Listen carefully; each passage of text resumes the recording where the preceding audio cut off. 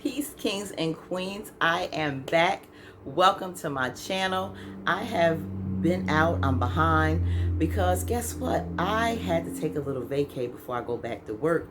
You know, I was out for several months for my knee surgery. So I'm going back next week. So I'm going to double up on 2 episodes tonight, 5 and 6.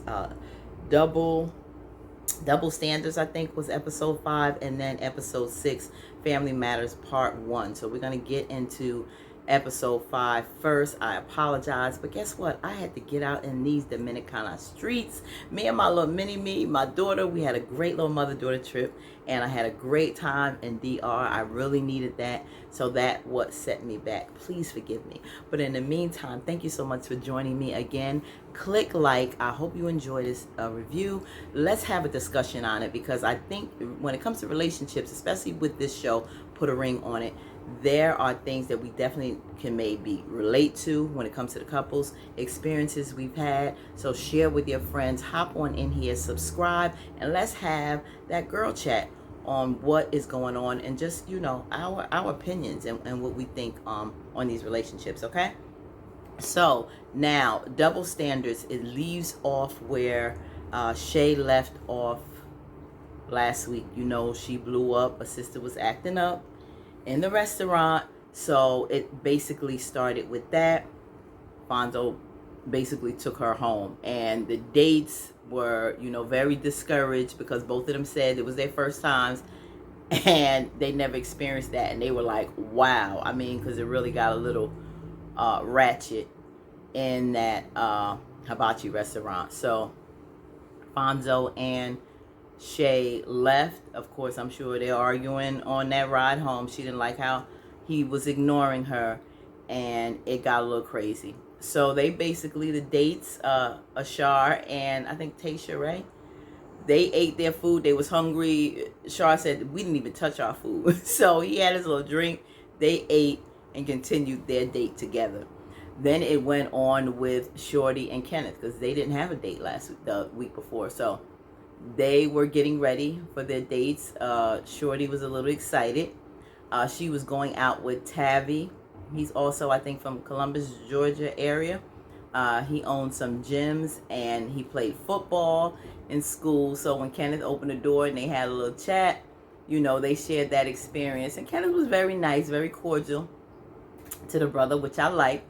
And, you know, I think him and Shorty, you know, kissed, you know, bye, and they went on their dates. Chantrell is the sister that Kenneth went out with.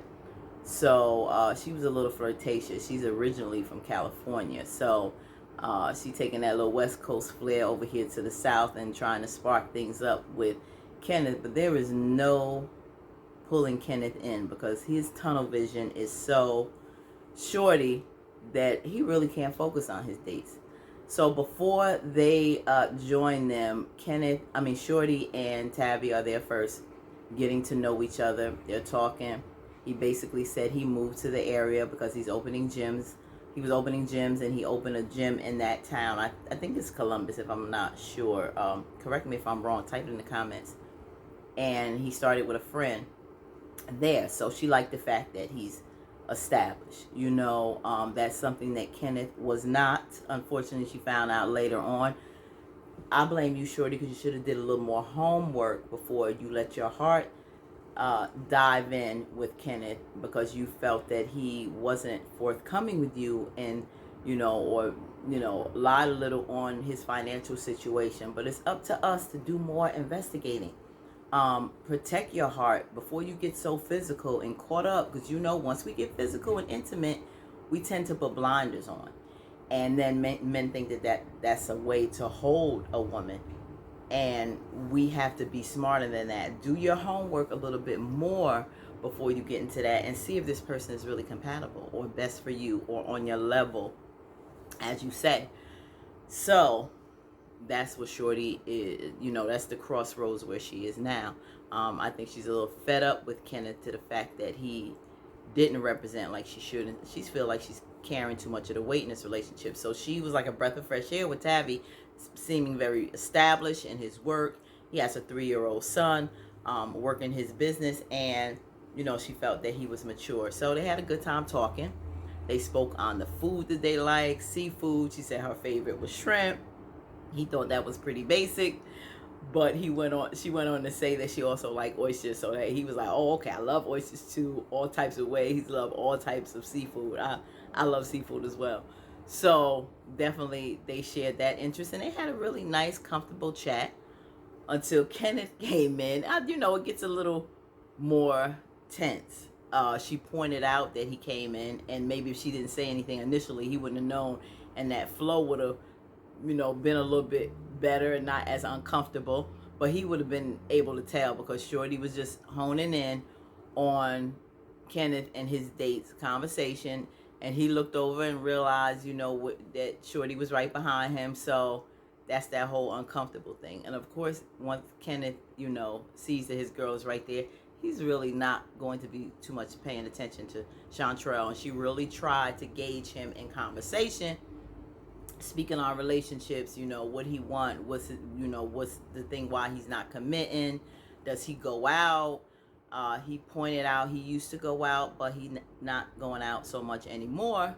Well, Shorty, come to find out, is a little older than him, so maybe the lifestyle that she's in, he doesn't go out to bars as much. Maybe with his friends, she is a DJ, I guess, on radio or whatever. So she probably does a lot with music and different events related to entertainment and music. So he probably is with her a lot of times and not so much out there socializing on his own with his friends like he used to. So the downtime that she probably has, she just wants to maybe chill at home sometimes, and he doesn't go out as much. But Chantrell was trying to give him advice on, you may want that wifey material, somebody that you can marry, but then, you also want that fun girl. So I guess trying to blend where you can get both. I don't know if she probably was just pumping herself up. Ain't no probably. She was saying she's that type that would give him probably the best of both worlds.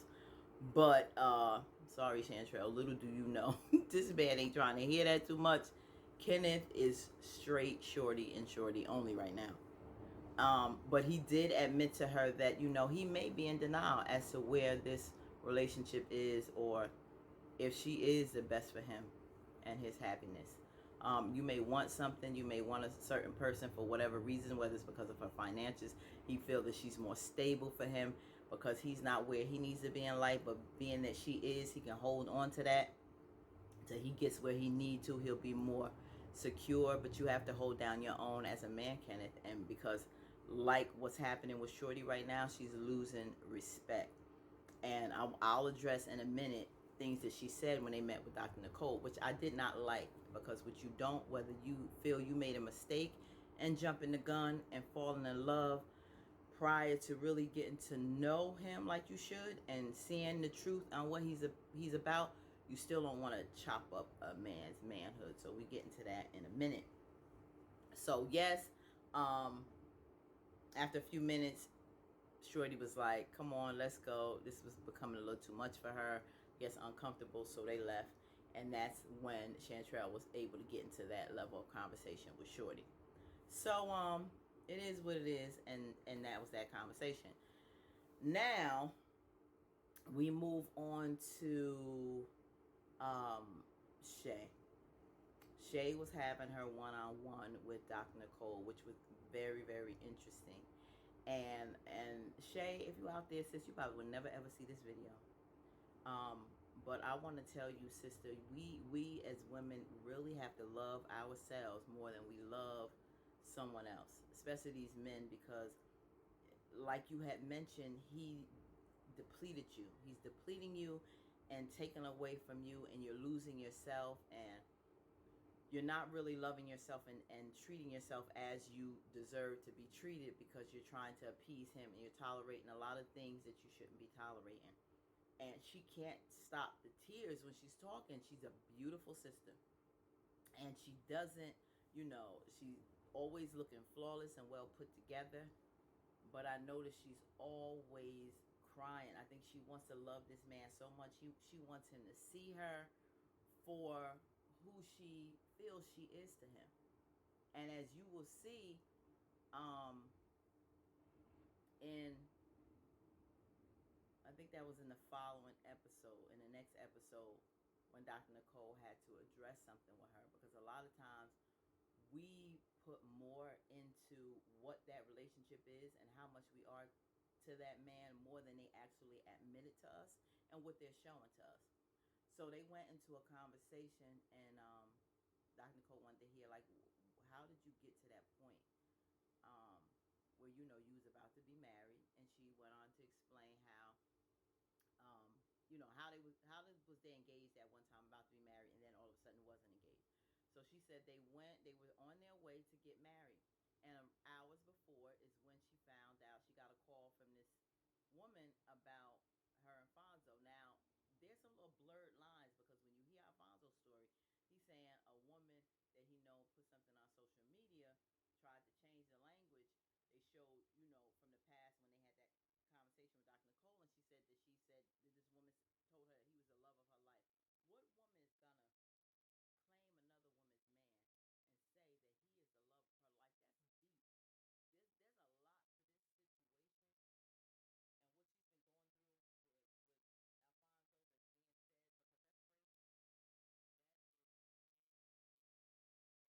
through with Alfonso that's being said, because that's personal. That's personal. Sorry about that. I forgot to put it on Do Not Disturb. People calling me. I'm trying to get my little stuff together.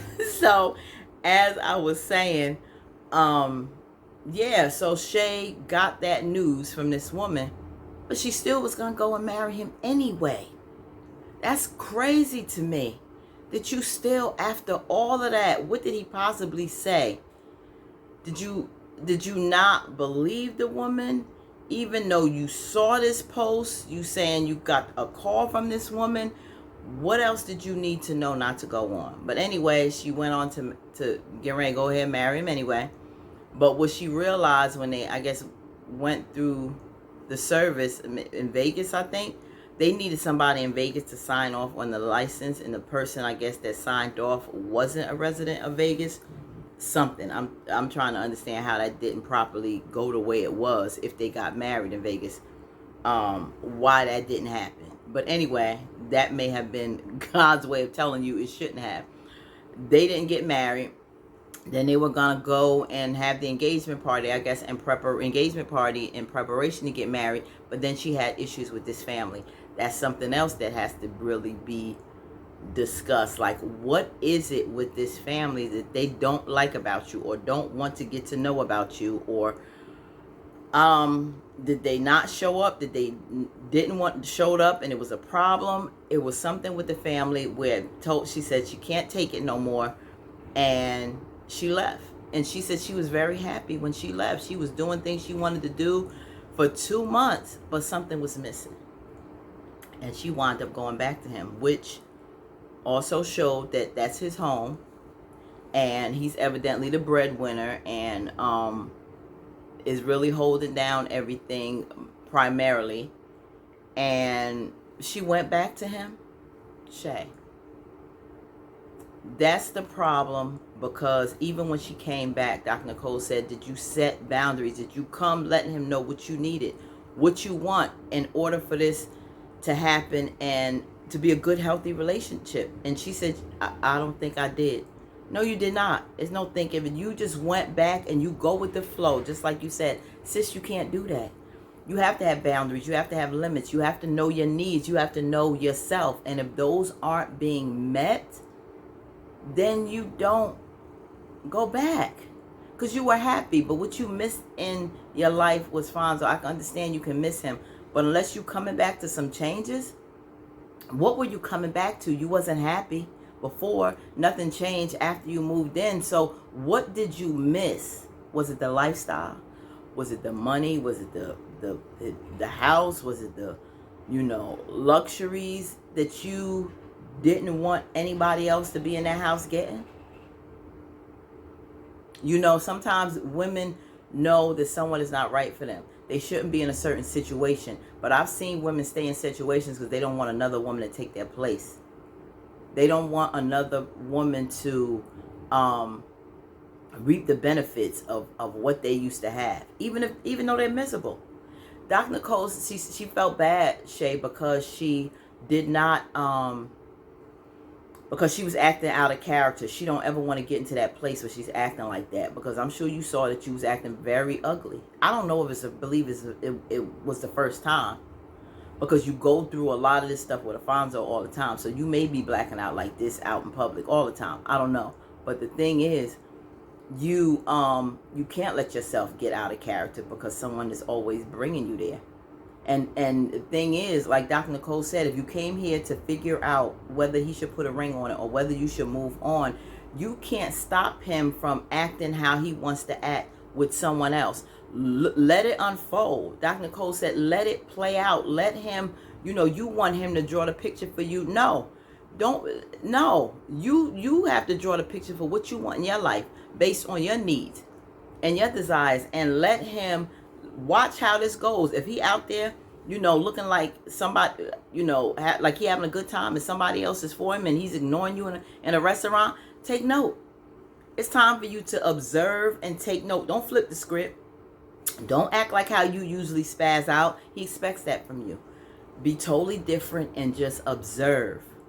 You have to see, because you'll be writing down and journaling the exact evidence that you would need in your investigation to know what decision you need to make at the end for you. Not for Alfonso Shay, for you, sis. You deserve better. Not saying that Alfonso's a bad guy. I don't think, he knows how to turn these women off. It's a lifestyle that he lives, and these women are a part of it. And I think at this point in his life, he may not need to be with another woman, because these are the things that they're going to have to deal with. And it's not going to change sometime when they get into a relationship, because he doesn't know how to tell them no. He doesn't know how to be extra nice, giving them money, do things with, having them disrespecting, crossing boundaries in public, not acknowledging you as his woman, not to even his family. That's a huge problem. That's a huge problem. And that's a no-no. And she wound up going back with nothing. And it's time for her to start reassessing some things for herself. So I hope, Shay, you do that and really start living for you and seeing what's best for you. Okay? Love you more, yourself, more than you love him. Now the men get together and they but one thing I wanted to mention, something that Shay says, that was really key too. She was so hurt because she wants him to see that this is her last straw. She's not going back after this.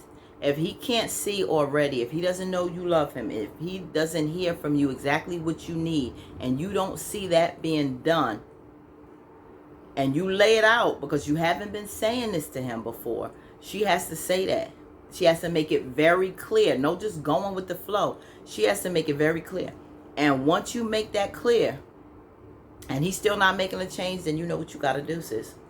You know what you got to do. And if he lets you walk away, like before you was gone for 2 months, but you came back, he didn't come begging you to come back or telling you what he was going to get together and, having that heart-to-heart talk with you. No, you went back. Going with the flow again. It wasn't him, it was you. So if he doesn't desire you and want you and see the value of you in his life and respect that, number one, you don't need him, because he evidently don't need you. Okay, so that's it. Don't beg nobody to be with you. Don't beg nobody to treat you right. They don't see the beauty and desire in you. Get the stepping, sis. That's it. That's it. So, yeah, so the guys are chopping it up. They go out to shoot pool, and, Fonzo's asking them, how they feel about their dates. And Kenneth's like, listen, I got tunnel vision on Shorty. I really don't want to get caught up with trying to feel anything for nobody. And, they physically, he wasn't really into them like that anyway, but he has tunnel vision. And that's basically what he said. He said, yeah, but, it's not. And he said also it's not like they wasn't trying, because these women were really coming hard at him. The last one and this one. And Fonzo said, yeah, they sure was. They brought something that was bringing it. Like the last two that he had as well. So he said he can understand, I guess, the temptation of it all. Otis wasn't saying too much. He was just said that when it comes to the toxicity in the relationship and the arguing, I noticed Otis shuts down. It's very hard to talk to Shar. I think he breaks down when it gets too heated because I think she really goes hard. At first, I didn't see that in Shar. I thought that Otis was very dominating, but I think he's really like laid back a little more, like his dad, as you see in the next episode. But yeah, I think she comes hard, and we'll see how she can really, I guess, with him. I don't know, see Scorpio or whatever, but those that stinger looks like it could go hard on Shar. But yeah, so then they started talking about getting down on one knee, and he asked Kenneth, "Y'all ready?" And Kenneth is ready, but he thinks he may be rejected, and he knows why. So to act like there's not a problem or want to ignore the problem, Kenneth, you know that there's a problem, and Shorty is pretty much getting tired of you. And I think she brought you here because she wants you to find somebody else. She wants you to give this her 100% so you can see she ain't the one for you, because evidently you didn't listen the first time she ran away from you. You followed her, and she's afraid to try to run away again because you get a little crazy. You do get crazy. You can't be following her. You can't be going on social media talking about her. You can't go on her job trying to mess with her livelihood. That is immature, and it's toxic, and it's stalkerish and crazy. So yeah, she really wants him to go. And so Otis and Alfonso was saying, if they do propose, and their fear is them saying no, which I don't know why either one of them would think their woman would say no, but if they say no, they ain't gonna never do it again. Let me tell you about men. We as women can take and take and take and take until we have a breaking point and we done. But we got one more time for a man to mess up. All hell broke loose. Number one, it's going to be a problem for any woman in the future. Because Otis said he would never propose to anybody else again if she was to say no. They are done with no forgiveness, but want our forgiveness over and over and over again. Brothers, that's not fair. You know how many times God has forgiven us over and over and over and over. And sometimes we still mess up. Now, everybody has their limit. I'm not saying you got to be a doormat to anyone. You're not supposed to take anybody's abuse or disrespect and keep taking that. No, that's not what I'm saying. But we're human, and we may make a mistake, and to never be forgiven or think that may happen again if it happened once and not try after that. Number one is showing our level of faith, how much we're gonna work and really want this. But then it's the forgiveness that we always expect. We expect from God, we expect from friends, we expect from the family to be constantly forgiven for all of our mistakes that we may do continuously. But we have to also do what we say we want done to us. Okay? So I just thought that was interesting because they was just like through. Oh my God, they say, yeah, I'm done. Fonzo like, I might poke my eyes out or something crazy. He said, and Kenneth is a fool. He was like, I don't know. I think I may just go and join a cult up in the Appalachian Mountains, just drink water and lettuce and read the Bible 6 months out the year. Oh my God. I was like, Kenneth, you kind of funny. You kind of funny. It's something I like about Kenneth, even though he got some stuff that he needs to get through in his life. But like all of us, how we are is a makeup of stuff in our childhood, things that we've been through, things that we weren't taught and given any guidance on.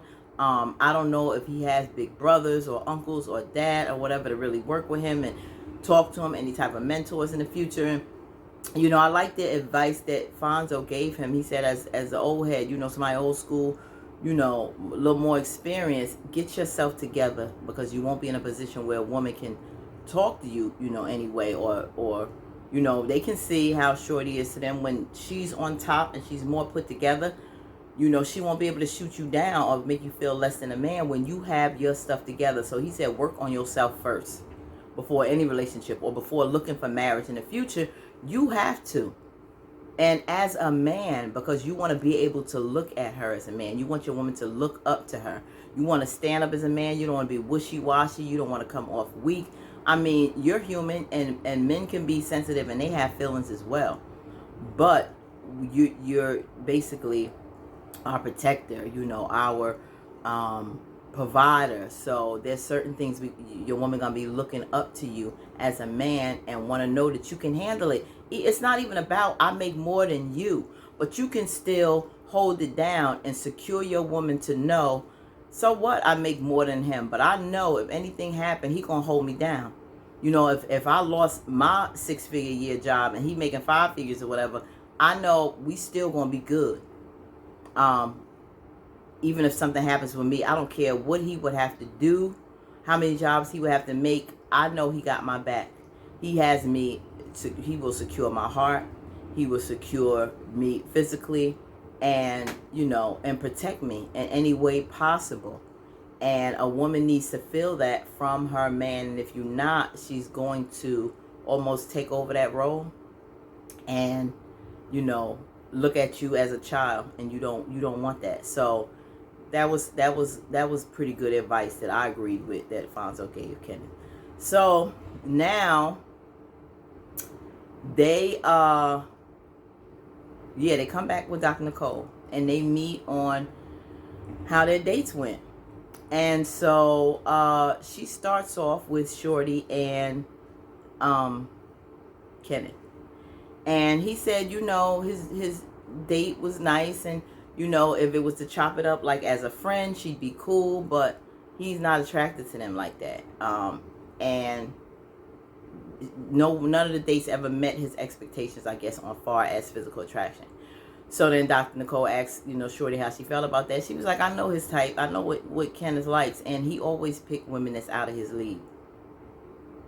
Not on his level. And everybody got so uncomfortable. She said, so that also means you then when you said it. She was like, yeah.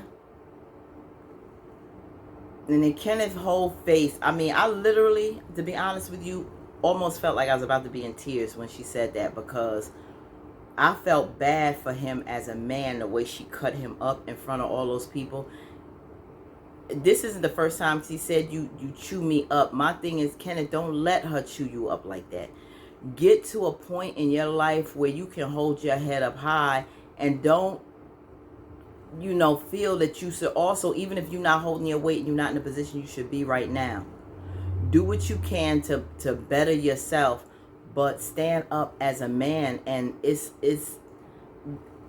I gotta say that to Shorty as well. Don't do that. Don't take away a man's manhood, because you just can't totally blame him for the situation you are in and the misery that you may feel right now, and your lack of respect for him because you feel you carrying all this weight, or you so much better, or whatever. Don't chop him down till he feels like he's nothing, because then you won't have anything to work with. Work together, communicate, plan, find out what does he want to do. Try to be a little more, maybe supportive, or help, you know, help him as his woman, since you was with him for like 3 years. Not just, you know, now you can't just pacify her anymore sexually or physically. She's turned off by that now. You know, that's not going to always work for a woman no more, because that's going to get tired and played out. What else do you have to offer besides sex and affection? And as we saw, that wasn't moving her anymore when he tried to do that. It doesn't move her anymore. But just don't mess up his manhood. And it hurt. And everybody was like, wow. Even Otis was like, why'd you do that? And Fonzo like cringed. And Shay just like started fixing her dress, because it was such a level of discomfort. The women had their head down. They couldn't even look. And the men was just, it was just like, ow. And then he moved his arm for her. And he just was just like deflated. She sucked the life out of that man. And I'm like, no, Shorty, that's not how you do it, sis. That's not how you do it. So we don't want to do that to our men. I mean, many of them out here are not, we are in a better position than them. Society has done a lot to our black men. And the last thing they want is to not have their woman in their corner, or being supportive, or chopping them out like that enemy do out there in the street. We've always been chopped up and spit up. The most hated and despised people on the planet black men and women. We've been through so much since our sojourn in this country. We have to stop doing that to each other. We just have to stop doing. There's a lot Kenneth has to learn. I like how Fonzo was talking, even though he's not really with too much to be giving too much advice on some of the things he's been messing up with. But then sometimes we bad in one area, but you know, certain areas we are good in. And so he needs that person to really talk to help him as a man. And there's a lot of that that's probably been lacking for him, that he didn't have the support from another man to help him, show him how to be more of a man and how, you know, to run a household like that. So, and then she probably just caught up, you know, on this younger man attracted to her, and he fine and he looked good and all this stuff. Then later on you realize, oh, you needed more than that. Well, shorty, you should have found all that out beforehand, but don't shoot a man up like that. So that got really, really uncomfortable. And I don't like how that went. And she said, Dr. Nicole said, you want to talk on that later, like on the side. I think even Dr. Nicole felt some kind of way with that. So they do need that time with her private. Because in that setting, it was a lot going on when what Shorty said. So then she moved on to Shar and Otis. Let me tell you something. Shar, you a prima donna, and you think the world revolves around you. And it's hard to talk to you because if you're not the center, and of course a woman wants to be the center of her apple of her man's eyes or whatever, but at the same time, you can't be so much about image and not getting to the core root of what your problem is. And some other women, don't be mad at me, because I feel that they on this show dating other people. You don't know what the conversations has been with him and these other girls. Oh, he don't know all the conversations you might have had with Brent on the 2 times you went with him. You know, there's a lot that has been unsaid, and he could have said a lot more in them dates that you knew about than the DM he did about discussing their mutual friends. The fact that he did that and didn't say nothing to you about it, I get you can be a little upset, but to that extreme, I really didn't see a whole lot significantly wrong. Person, just maybe me. I don't know what Otis might have said. I don't think it was that deep. I think you could have easily saw somebody on social media. Maybe he looked her up on social media, but he said he noticed that he didn't even recognize her at first, something like that. And then he noticed, wait a minute, we share the same friends, and he hit her and said, oh, you know so-and-so, probably like how you know him or whatever. Then they started chopping up, and then, you know, one thing led to the next about their horseback riding date and all this. But that's information that Shar knew about, them horseback riding. They talked about that, and mutual friends. I didn't see that as heavy, only because they are in this process, and he's already dated this girl multiple times. So now she feels like, oh, it was cute and you was laughing when you called the sister a baby, or she was a child, and look at the little girl and all this, insulting her. But now you see, oh, wait a minute, outside of a date he talking to her? Now, Shar, see, yeah, now you thinking, oh, what if it's something more? But this is a part of the process. What if he does find out that this is somebody that maybe is more appealing to him, or maybe more of his type? You're on this show to figure these things out.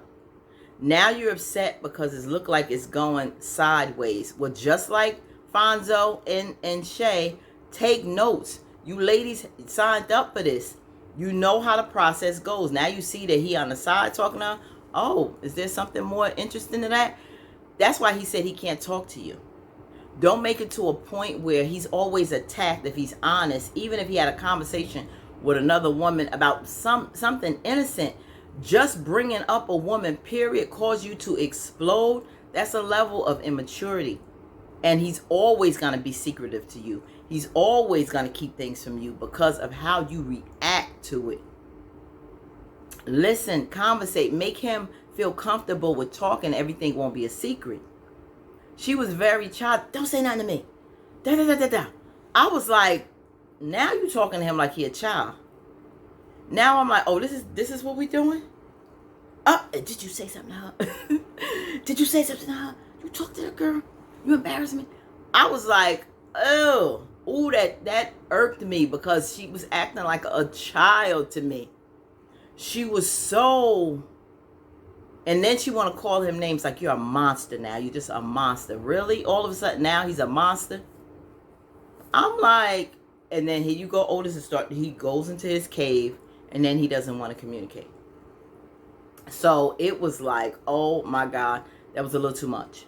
That was too much, Char. Then she blocked out, couldn't give any feedback on her date. Give me the key, I'm ready to go. Everybody looking at her like, really? Everybody else's dirt is out. You can sit up there and smile and listen to everybody else going through their drama and their relationship. Now there's something that's not publicly appealing. You found out about something now in the public that makes you look bad. I'm sorry, prima donna Char. I'm sorry. But you got to get to the root of your issues. Just like, and I think Dr. Nicole pointed this out. What this is about, and the whole DM thing is nothing compared to what the real issue is with you two. That's just surface level. There's something deeper that they not addressing. I don't know if the man has cheated in the past. I don't know what he's done to make them have this poor communication. I don't know if she's constantly attacking him because she don't trust him. I think, it's all about the image. She jetted up out of there in her little Mercedes, sped off with her attitude, because how dare you talk to another little girl of a woman over all this? That's what it was. It was her ego that was crushed. And it's okay to laugh at other people and shake your head, oh, shame on them, oh, shame on them. But when now it's something with you, it's a different story. Yeah, you got stuff too, sweetheart. And it's time to take a long look also at Char, because you can't always, when a relationship go downhill, it's not always that one person. It's not always one person to blame. And all she wants to blame is Otis. So, yeah, that got ugly. So, to be continued, next week, we about to hop in now, Family Matters with part 1. Episode 6. So, let's get into that. Okay, now we're going to get into the second part, which was episode 6, titled Family Matters Part 1. I guess this week they may be doing the others who didn't talk to family members this week. But yeah, they started off with the conversation as it ended with Char basically still with an attitude with Otis about the whole DM situation. She wanted her keys, she wanted to leave. Dr. Nicole was telling her no. Char was pissed off. She basically was like, I don't believe this. She wanted to reach out to the girl, but Dr. Nicole was like, what is that gonna do? And Shay in the corner like, because Shay would have been all up. She said, I wish Fonzo would. I'd be all in there, boom, boom, boom. She got her phone out. I'm like, Shay, we ain't gonna go there. This ain't about you. I know you would co-sign that mess. But like Dr. Nicole said, hitting Milan up in the DM about her talking to her boyfriend or whatever, it was just gonna make her look crazy. It was gonna make her look immature and silly, even especially if it was nothing going on, especially if it was innocent, to take it that far. Because you on the show, I dated your man twice, and now you hit me up because of a DM situation with mutual friends. So I'm glad Dr. Cole said something, because that really wasn't going to do anything. The issue is with her and Otis. So she sat up there with an attitude. So Dr. Nicole went over to Fonzo and Shay about their date. She said, she very nice person, well put together, Asar. They had a nice conversation, and then in walks Fonzo with his date. He comes in like he don't even see me. Well, you on your date and he on his. So Fonzo tried to explain, he waved. She was like, only after I said something like, hello, you see me? Or what? I'm like, you right by the door of the place. So you couldn't help but to see him come in. You didn't even let this man breathe and relax for 2 seconds, because she was upset because he was kiki-keying with his friend, with the sister, the date. But they sat down, they had like a little couple exchange of words and laughed it off. of course, it's an uncomfortable situation. They were trying to, have pleasantries. The laughter wasn't that serious of a situation, Shay. So that really threw her totally off. And she was like, I'm here, like anybody, your mother, your father, your brother, whoever, you see them, you speak. He didn't speak. He act like he didn't see me or whatever. And I guess that wave wasn't enough for her.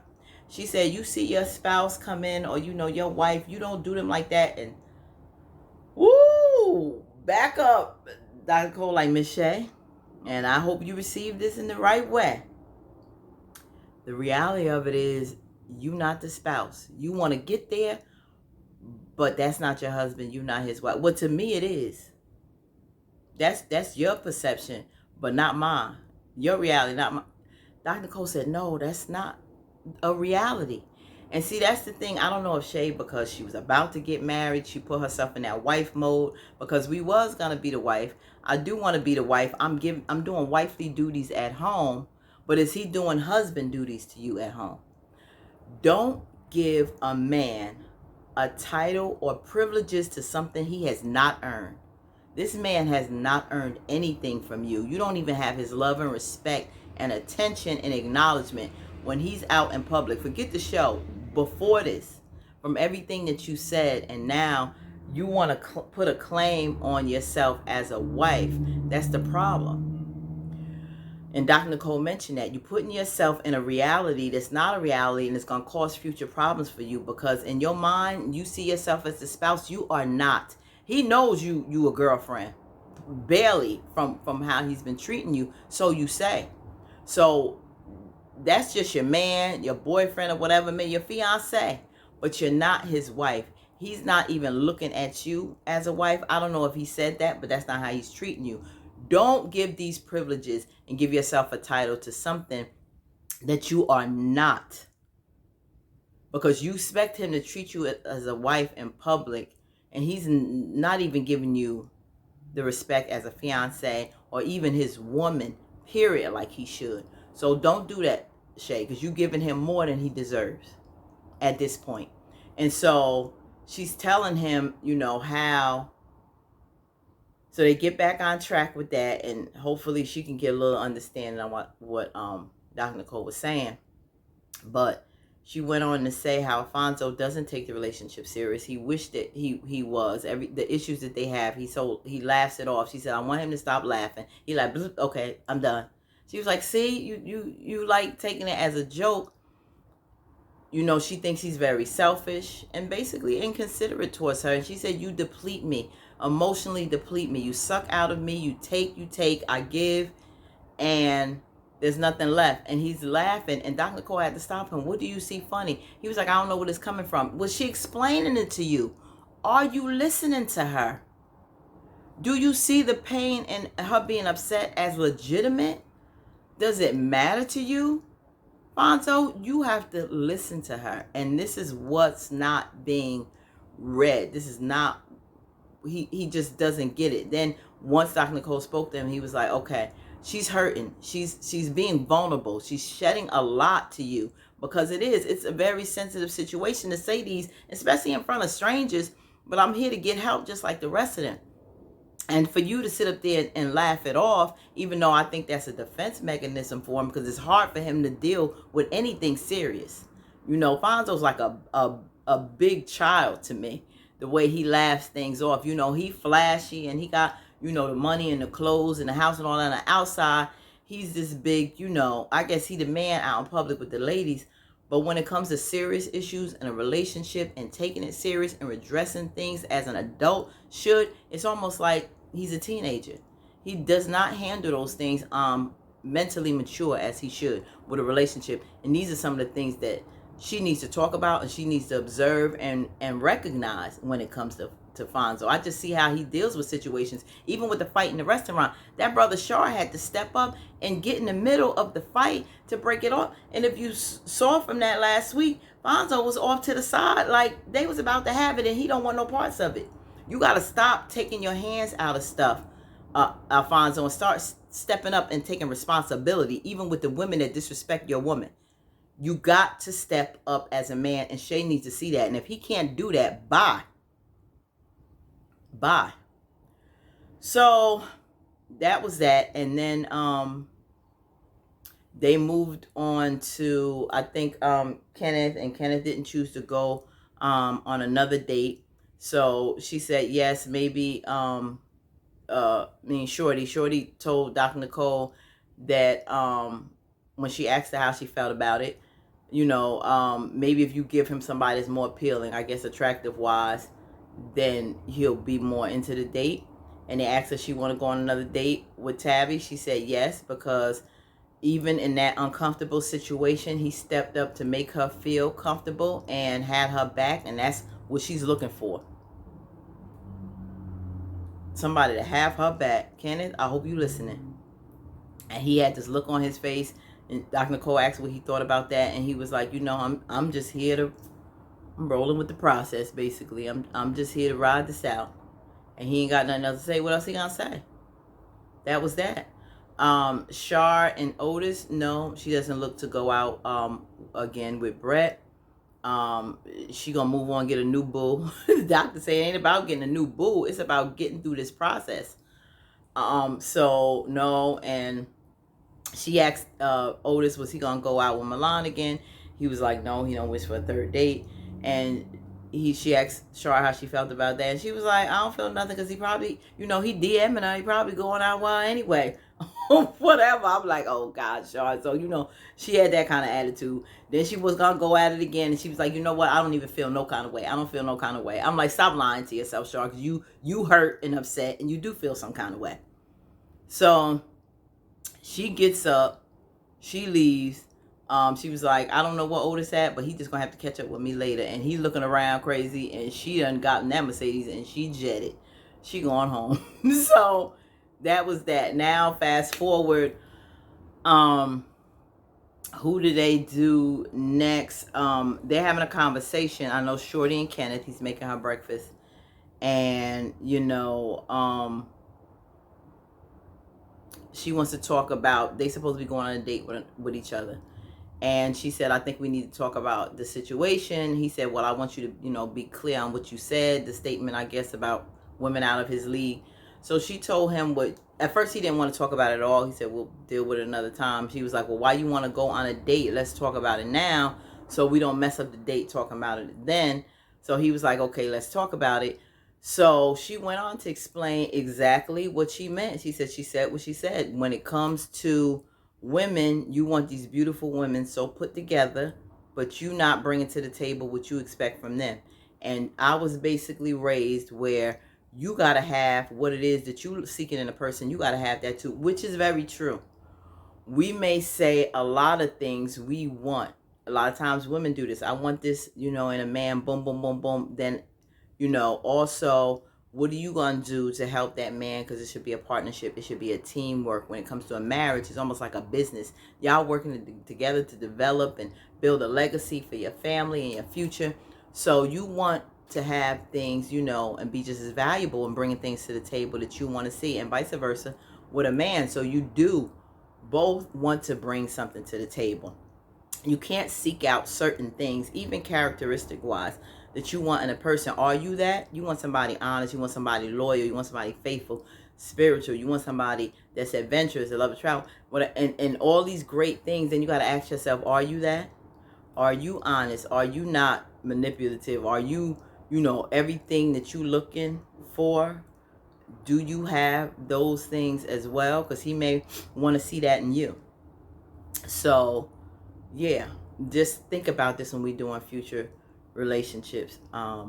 Learn from the past, and just deal with things within yourself, so you won't make some of these mistakes and have a better, healthier relationship in the future. So those things really rub Kenneth the wrong way, because he said there's times where I guess he don't feel listened to, or she's always arguing with him about certain things and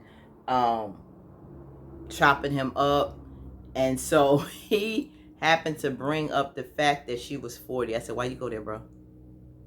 Why did you go there about her age? Like, you need to be basically, it was almost like you need to be happy that I'm with you because you 40 years old. Like, she can't do no better. She pulled you and you young, bro. 5 years younger than her. I'm sure she can get another one that's 5 years younger if she wanted that. She might not even go younger again because of what she was dealing with you. But don't put her age now to put her down. And then she got to go back with the counterattack. Because, you know, we as women tend to, oh, what you say about the age? Now I got to, the claw's going to come out, bro. So she going to hit you with the 1, 2, 3 right back. So yeah, Kenneth, he saw that in Shorty. So she basically told him about herself, and they both went at it. So then we move on to Shar had a good talk. Shay had a talk with her mom and her aunt. And one of the good things is about, Shay's mother, they gave her good advice on basically what Dr. Nicole said, laying out your wants, what you don't want, putting that out. So next time, I think she was 20 years with her father, 10 years with the stepfather. I laid certain things out. And this is what I wanted. Boom, boom, boom, boom, boom. This is what you have to do in your relationships. And she said it must have worked because, she was with her dad and her stepdad all these years. So mom had, a reign on something. So I'm going to take that advice. I don't know why she didn't already have this advice. I don't know why they didn't already have this talk long time ago. Why she felt that she needs them to say it's okay if you have to leave, if certain needs aren't being met. Like, why would they want you in that situation? Why did you need their approval? You already know your needs aren't being met and what you need to do, Shay. But that's neither here nor there. Auntie, who's a pastor, really got into, her not accepting things if it's not working for her with her needs, basically like what her mom said, but really getting to the core of how Shay needs to look at Shay and how, she shouldn't be torn apart, whether, look at if this man is offering you the things that you need for you in your life. Can you be with this man for 10 days, 10 years, decades? Shay, like, I can't deal with this for 10 more minutes. If it's that bad, then you got to ask yourself, why am I here? Why am I tolerating this? Love you and walk away if you being disrespected or your needs aren't being met. Before you get to that point where you're going through a marriage and then really feeling stuck or really feeling more pressure and now have to deal with that. What if there's children involved? It's going to be harder for you to get out. A lot of these things, that's not what the aunt said, but that's what I'm thinking, for me, these things need to be dealt with now early, prior to, because you don't want to drag this into a marriage. You don't want to drag it toxic like this with children involved. If you were to have one, because Fonzo already got his 3, I think. So I really like mom and auntie gave some good heart-to-heart talk, especially coming from a pastor point of view. It wasn't like she was all fire and brimstone. She was getting to some realistic, some real talk with her, and it was great sound advice on moving forward and gave her some food for thought. And she felt good because now she said she felt, I guess if she had to make that decision and move on, that she would basically have their blessing. I don't know. She felt she needed that. I don't know why she didn't feel like she didn't need that previously, but who knows? She may have her reasons, but then she felt better. So Shar goes on her date. Well, first she's having a conversation. Well, back up. Otis talks to his dad. Mom's been gone, passed away. They've been married 40 years, so he wanted that wisdom from the father. And what the father basically was telling him was he liked Shar. He wished their relationship would work out. Otis said yeah too. But the communication level. And dad basically told Otis that you have to listen.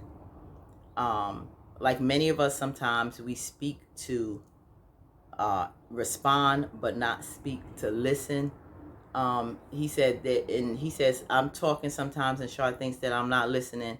There are times when we talk and Shar thinks I'm not listening, But he said you got to make sure that she knows you're listening, because he went through that with his wife. She said, they were friends, they had a good relationship, she was special, and they talked about marriage and they got married, and he went through some of those things that Otis went through with his mom.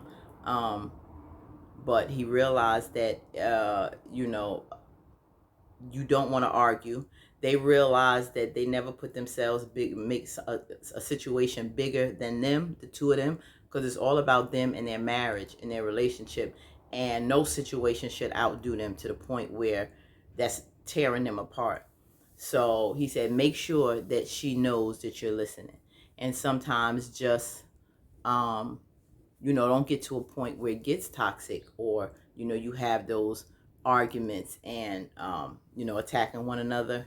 Make sure that they really listen to each other, communicate well, and don't have it get to a point where it starts to escalate into an argument.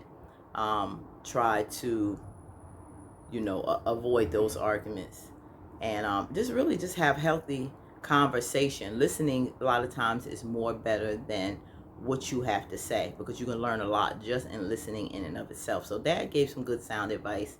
I like him. I think a lot of Otis's personality is a lot from Dad, and Shar could have been, had some personality he sees in Shar that his mother had growing up. So that's why he needed Dad to figure out, Dad, how you dealt with that with Mom. Because I'm probably going through some of the same things with Shar, because from what he's saying, she can get very toxic. The things that they say, you can't take back. I understand, because, I was married for almost 9 years. I've been divorced for a while now, but I see that, a lot of things I said, I learned growing up, that I seen my mother do. A lot was with her mouth.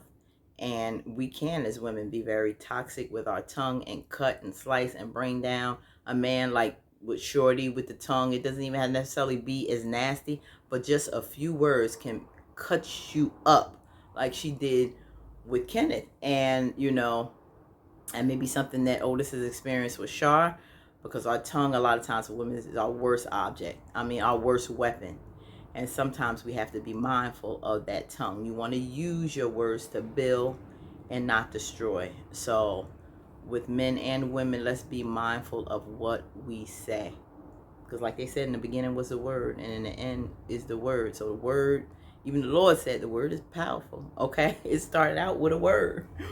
So, yeah. And that was pretty much the conversation with Dad. He came back home and tried to implement those things with Shar. I think she already had those walls up. She tried to listen. She had a cute little dress getting ready for a date, but what he tried to communicate, let her know, I understand, I hear you, and talk with her. She was like, I don't believe you. So she was already on that defense. I think it was a little too soon. She still needs to think and calm down a little. She just didn't believe it. She basically wants to see action. And he felt that, he already ready to give up, because she ain't responding the way he wanted to respond. But if you're upset and she wants some accountability, and this is something that's been going on long term, just one little, I'm sorry, I hear you, just a few minutes of a conversation, or 10-15 minutes of a conversation, is not going to solve anything. So he has to be a little more patient with her as well, like she's been patient with him all this time. And the problem is going to take some time to heal, like it took a while for them to get to where they are now. So she went on with her date. Now, she has a date with this guy. What's his name? Chris. And Shar, it's raining. She meet him. He said this is not the first time he's gone out with a woman that has a man. So guess he don't mind that part. So they sit down, do their little niceties and introductions, and come to find out he's from Marietta. He went to college. He's from the Bay Area, California. He played football. She laughed. He was like, why I got to go, because he went to Stanford. So he educated and athletic. Both of them are. And she played tennis in college. But he was like, why I had to play a sport? She kind of laughed it off, she kind of figured he went there probably on a scholarship or sport or something. She said she played tennis. So they shared that similarity. So they had a nice little small talk. she said, how's it feel going with a guy who is we didn't want to say that has a boyfriend? And he was like, I've been out with someone that had a boyfriend before. She was like, hung out or dated and went talked to or what? So he was like, I guess he'll get more into that if they get a second date. So she was like, oh, it's like that. But then he went on to say how, his last girlfriend was too sexual. I'm trying to think how they got into that conversation again. But he had a past relationship because she asked about, last girlfriend. And he said he had a girlfriend because she talked about why you single. And he said, it's easy to get somebody, but I guess really to establish relationship. His last girlfriend, she was from FAMU. She was like, I went to FAMU too. Do I know her? What's her name? He didn't want to get into all that. He was like, maybe on the second, maybe, I think that's when maybe he said, you'll find out maybe on the second date. He didn't want to tell her who it was. She may know her. But she was too overly sexual. She wanted it in the morning. She wanted it at night, probably a couple times a day if they would. They had multiple threesomes every single day. I'm like, what? What kind of freak you was with? She was, for a man to say it was just too much sex for him, she must have been off the chain. But he said it was just a little too much. And yeah, so that was that. She was like, I thought guys would like somebody like that. He said it was just too much for him. I'm like, whoa, you had a humdinger. That chick she was a lot. So he said they got along. They was seeming to be vibing.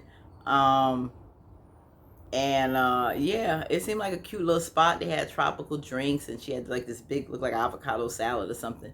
He said he'd eat a little something.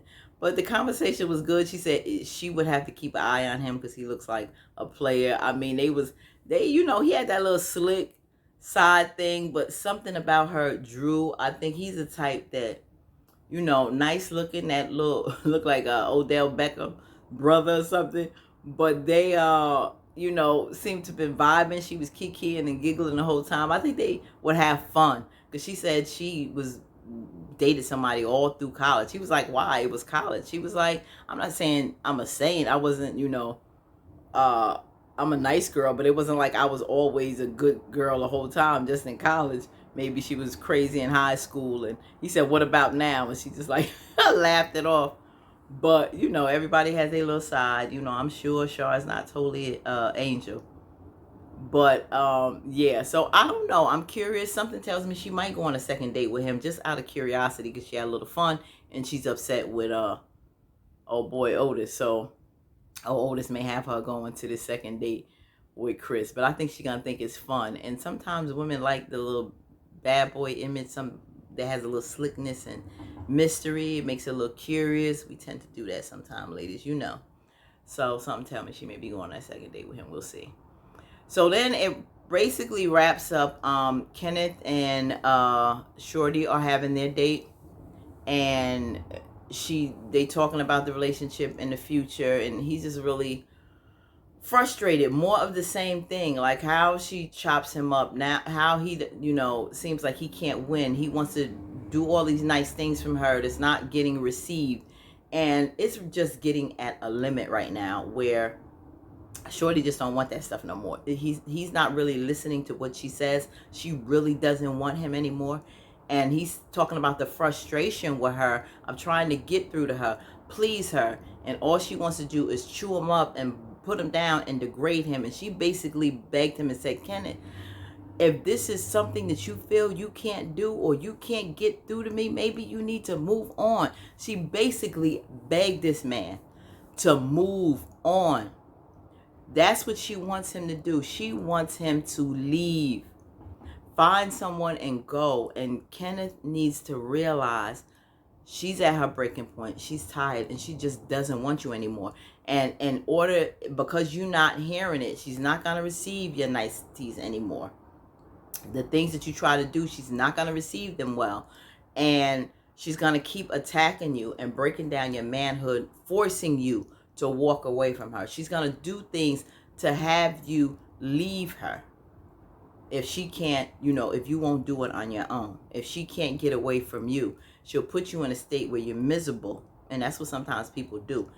if they can't have the heart to walk away themselves or break up, I don't know why. I guess because she tried before, and I don't know if she's afraid to, think she can't get through to him, but now she's trying to find another alternative. And sometimes people think they can make you miserable enough to walk away, and I think that's what Shorty is at that point with Kenneth.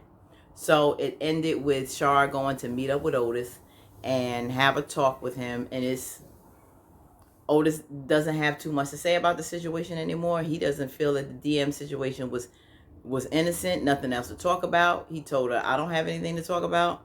Shar said, you have no accountability. We need to discuss this. When are you going to discuss it? And neither one of them really got anywhere. Otis doesn't want to talk. He'll shut down in a hot minute. What their issues are, she said, is basically manipulation and control, which I saw the first 2 episodes until I started seeing issues with Shar as well.